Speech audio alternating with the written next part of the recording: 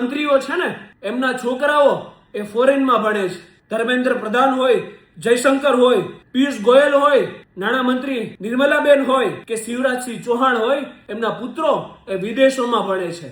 વિદેશમાં અભ્યાસ કરવો એ કોઈ ક્રાઇમ નથી. ગાંધીજી પણ વિદેશમાં ભણીને આવ્યા હતા, પણ વિદેશમાં ભણી વિદેશની એજ્યુકેશન સિસ્ટમને સમજી અને દેશના એજ્યુકેશન સિસ્ટમનો ઉદ્ધાર થાય ને એવા કાર્યો કરવામાં આવે ને તો તમે સાચું કર્મ કર્યું કહેવાય. સરકારને એક વિનંતી છે કે તમે જે આ બ્રિટિશરોની પોલિસી લાઠીચાર્જ જેનો હાલ પણ અમલ કરી રહ્યા છો ને એને સાઈડ પર મૂકો.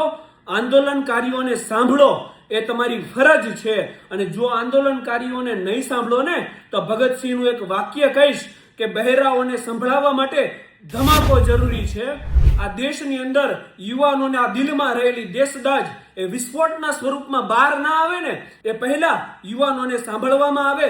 એ સાથે ઇન્કલાબ જિંદાબાદ, ભારત માતા કી જય.